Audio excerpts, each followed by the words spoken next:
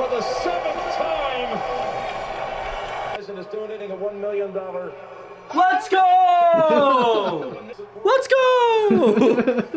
What's up, guys? It's your boy Ethan. Hope you're having a great day. Welcome back to another video, and this is going to be day 2 or part 2 of Super Bowl Sunday. Shout out to my buddy. Where's Tom Brady? He's not there, but 7-7-7-7. So we're staying at the Flamingo, and then we're actually gonna play another session again because I have my buddy Carl, who edits all the vlogs. First time playing live cash. We're gonna play with him. How are you feeling right now? First time playing live cash 1-2. Pretty confident that I'm gonna lose all my money, but we'll see how it goes. All right, we'll see. Very curious. I have to see what that's like, and I mean, post Super Bowl Sunday, action should be a good time. We're playing a friendly 1-2, so yeah, hopefully we'll jump into the action and get in some really dicey spots, but let's go Bucks, let's go Tom Brady. We won our bets too. All right, let's get into it. Let's go downstairs, hop right into the action.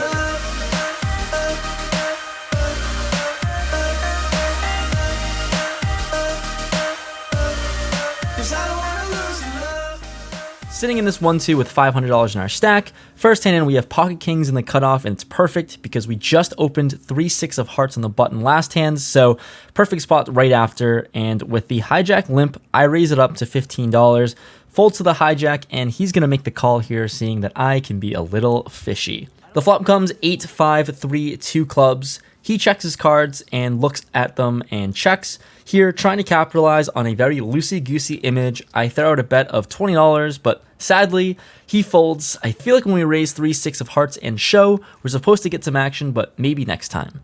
Second hand with Queen Jack offsuit in the small blind, there's a button straddle, and he gets last action. Action folds around to me in the small blind, and I open it up to 20. Big blind folds, and off to the button, and he calls. Going to a flop which comes Queen 9-3 2 diamonds, out of position with top pair. Let's c-bet this one to $25. He does something interesting and min raises it up to 50. Now onto me. I can't fold here. We do have the jack of diamonds, so we can improve to runner straight or flush draws. I make the call for $25 more, and we're gonna see a turn. The turn comes the 4 of clubs. It's a total brick, and with top pair here, I'm just gonna check in flow. Now he throws out a bet of $75. Given my read on the situation and what the table's been doing so far, it just seems super strong. So after thinking things over, I'm gonna let this one go and fold. Although folding is boring, I feel like this line is super strong, so I let it go thinking he's got a hand better than ours. I show my queen since we've been friendly, and he shows us the good old 5-6 offsuit for a turned open-ender. I must have knew that the deuce of clubs was coming on the river, so we get out of the way of this one and lose the minimum. After that nitty fold, we pick up 10-6 of spades on the button, and there are 3 limpers to me. We're on the button, trying to raise it up 100% of the time on a fairly passive table.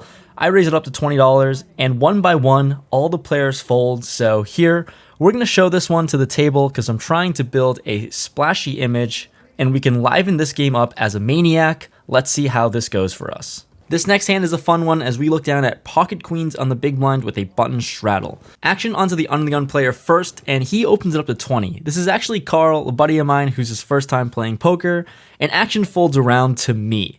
Definitely knowing he's got a strong hand opening from under the gun, gave him a few tips before, and he's only got about $100 in his stack. I'm all in. Yeah, I'm all in. All in? Okay, betting the call. Oh boy, Carl, what do you got? Of course, somehow we both wake up with the hand, and we both show it. He has ace king, and we have pocket queens for the classic flip. Let's go to a run out.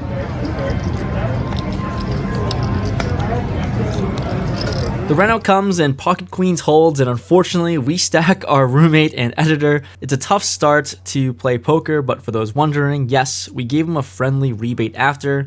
Can't have the person editing these videos pissed at me, he just holds a little too much power. After stacking our buddy, we have ace jack of clubs in the small blind. There are 3 limpers to me, and this is a good one, although in the small blind, we're definitely just gonna raise this up, and I size to $20. 2 of the limpers call in position, so we're going 3 ways to a flop. Flop comes queen 9 2 clubs. Here with the nut flush draw, along with backdoor straight draws, I throw out a bet of $35. Action folds around to the cutoff player. He's last to act and makes the call for 35. We're going to a turn which comes the king of spades, improved for my range and also improved to a straight draw now. Definitely going to barrel and size up again. This time we make it a little bit more. We size up to 80. He tanks for a while. I think he probably thought about this for maybe 2 minutes or so and decides to make the call with about $400 behind. Here, when he tanks for so long, it seems like he's definitely got a marginal one pair holding. What makes sense is probably 9x or maybe some sort of king, king jack, king 9, king 10. Who knows, but let's go to a river. The river is the 5 of diamonds and it's a total brick, which really stinks. But since I'm putting him on some sort of one pair holding, maybe even a sticky 9x, given how long it took him to call, I don't think we need to size up too big on the river here as we're definitely going for the triple barrel bluff. So we think about it and elect on a sizing of $175. He thinks for about a minute or so, counts out his chips, and he's definitely looking like he's going to call, which is not good for us. He does stick in his chips for a call. We show ace jack high, and he shows us 10-9 offsuit and takes this pot down.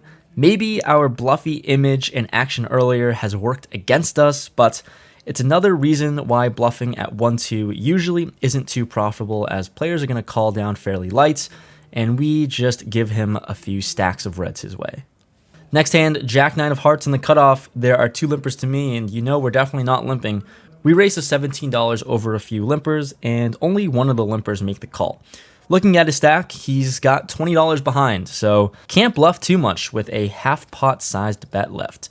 Anyways, flop comes ace, ace 7, rainbow. He checks, and with jack high, we're just going to see a free card and check it back. The turn comes a jack. Okay, sweet. We've got a pair now, and he throws out the all-in for $20 total.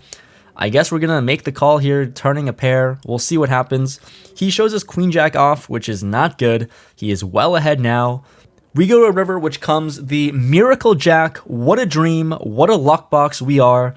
We show our jack 9, and we're going to chop this one up. Happy to suck out for a little chop in this pot here.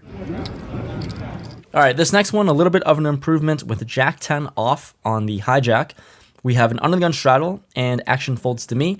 I open it up to $20. It's a little wide, but given the table dynamics, let's just do it. Only the cutoff makes the call to my left, and we're going to a flop.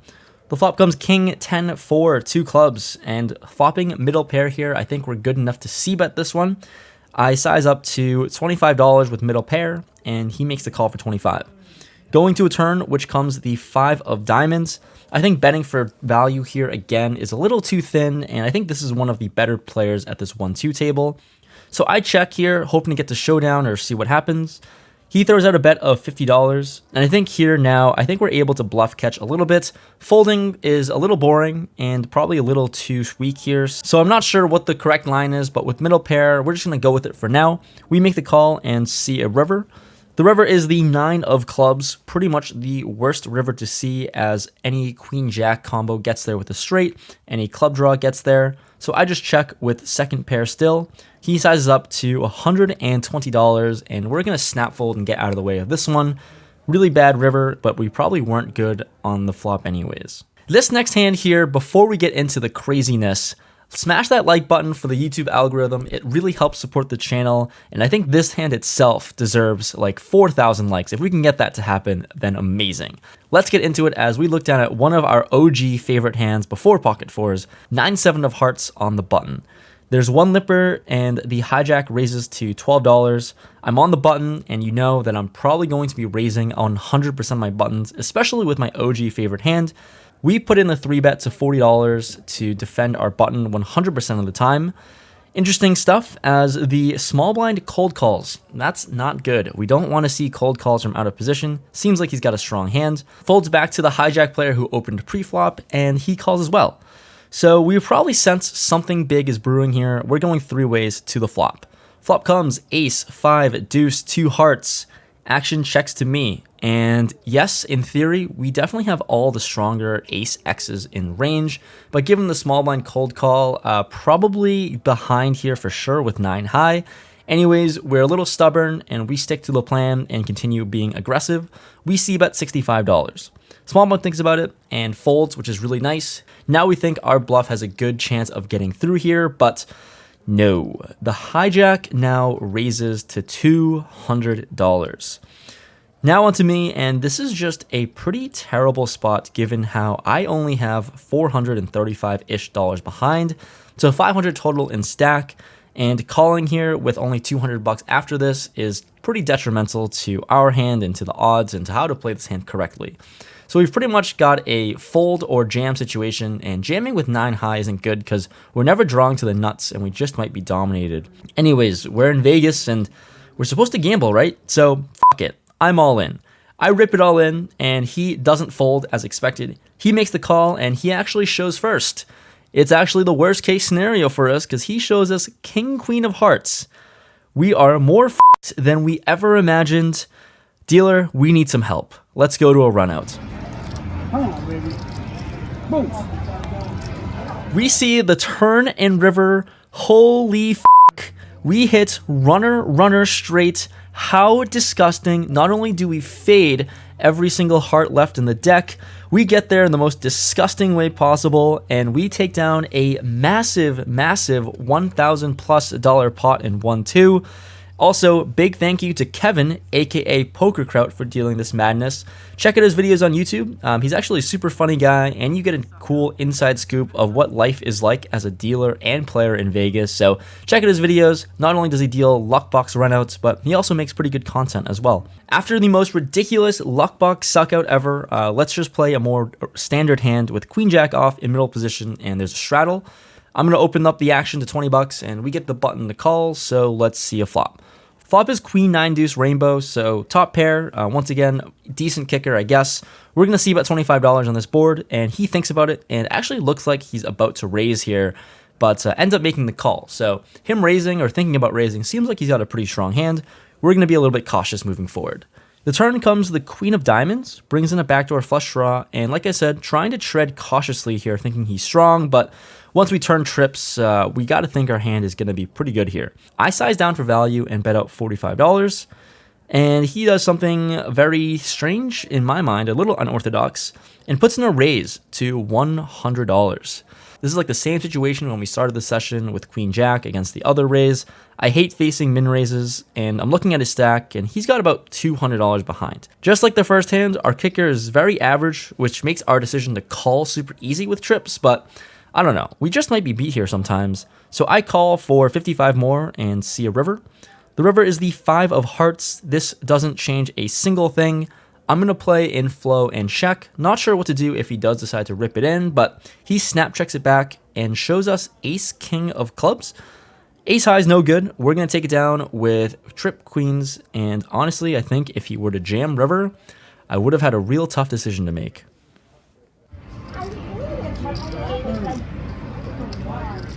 Last hand of the night, let's try to end it off with a good one. Pocket sevens under the gun.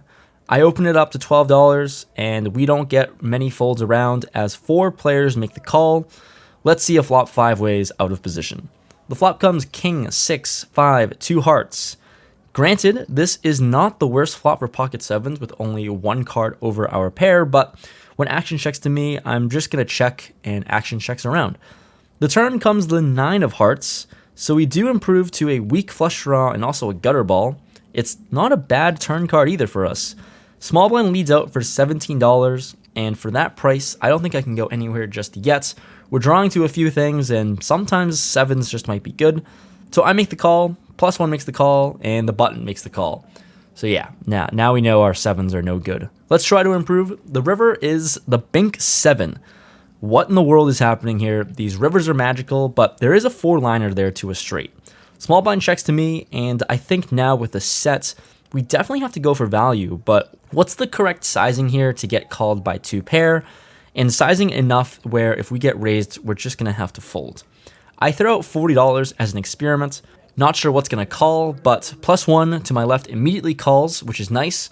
All the other players fold, so we got to be good here. I show my hand, he mucks, and we take down the last pot of the night.